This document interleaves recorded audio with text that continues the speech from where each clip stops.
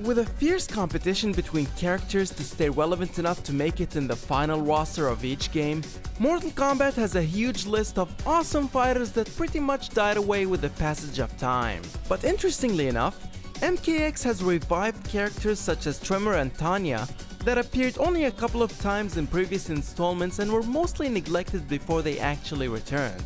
In this list, we're counting down some of those forgotten characters that ought to be recalled to life in the next Mortal Kombat game. Number 10. Havik. I am Havik, cleric of chaos. With the rumors indicating that Noob Saibot will make his return in the next game, what better way to complement that but to include his most trusted ally from the Chaos Realm? In case you didn't know, Havik's model was going to be used for the alternate custom of Noob Saibot in MK Deception, but then developers decided to create a whole new character out of it. In addition, much like Noob Saibot, Havik's skills in sorcery are outstanding, combined with a fighting style that revolves mainly around savagery and mayhem. Havik wins. Number 9. Ashra. I am Ashra. I was once like the others, before I found the means to purge myself of the evil taint that permeates all who reside here. When looking at Ashra for the first time, you'd think that she's the female version of Raiden, but it's actually the complete opposite. While Raiden is the god of thunder, Ashra is in reality a demon from the Netherrealm. Although she frequently uses her signature weapon known as the Kriss, her fighting style relies mostly on sorcery and magic, as shown in her finishing moves. Number 8. Moloch. When it comes to powerful giants in the game, we tend to think of Goro, Kintaro, Shiva, and Onaga. But there is one giant monster that people usually turn a blind eye to, and that is Moloch. This Oni monster is extremely large and one of the strongest characters to have ever appeared. His savage style of combat combined with his mercilessness makes him one of the most lethal combatants on the battleground. Number 7. Su Hao. Su Hao, as well as other members of the Red Dragon, are completely disregarded by the Netherrealm Studios, unlike the rival clan known as the Black Dragon, an alliance that is still one of the most relevant factions in the game. Although he's an inferior member of the Red Dragon, Su Hao has proven to be a key contributor along with Mavado in hindering many plans orchestrated by the Black Dragon. Number 6. Jarek. Jarek is one of Kano's favorite students who was eventually made the second in command of the Black Dragon clan.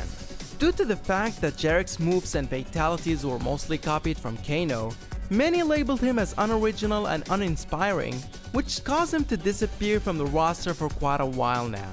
Wrong, Jarek. This is not a brutality. This is a fatality. Number 5. Cobra.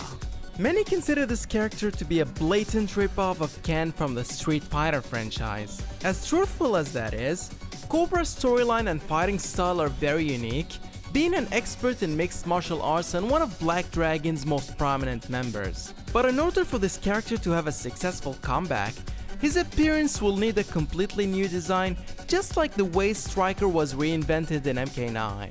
Police brutality coming up. Number 4. Kira.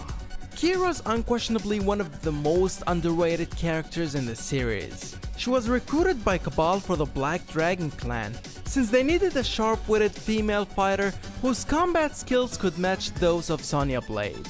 In-game, Kira uses special moves and fighting styles that are taken directly from Sonya and Kano, making her a very skilled combatant in fist fighting, as well as with her dragon teeth knives. Number 3. Draman. Welcome to hell.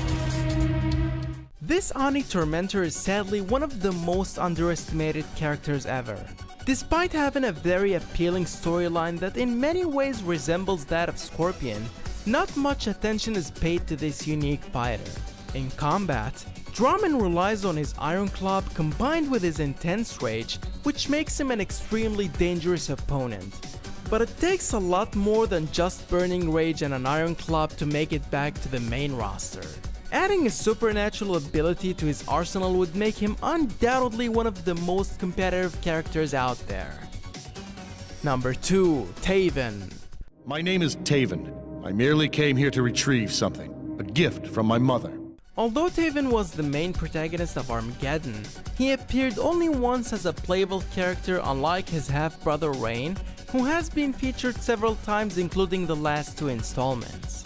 Being associated with the element of fire, Taven's superpowers will have to go through a complete overhaul since there's already too many characters associated with that ability. I will not let you pass. Prepare to face me in hell! Number 1. Kai. When it comes to Shaolin monks, people tend to think of the legendary duo Liu Kang and Kung Lao, but never even consider Kai. But I don't blame these people because even when Mortal Kombat Shaolin Monks was released in 2005, it centered only on these 2 characters. It is as if the developers wanted to remove Kai from the picture altogether, because he didn't even appear in a supporting role like say Raiden or Johnny Cage did. But with Liu Kang now being a villainous revenant who serves the forces of evil, it's the perfect opportunity for Kai to make a return and who knows, maybe even become the new champion of the Elder Gods. It holds the power of thunder and lightning. Wield it wisely, for it can show you the way to immortality. You've earned it. Thank you, Raiden. I will not fail. Is there another forgotten character that you think is being left out? Let us know in the comments section below. For more, make sure to like the video and subscribe to Game Illusion.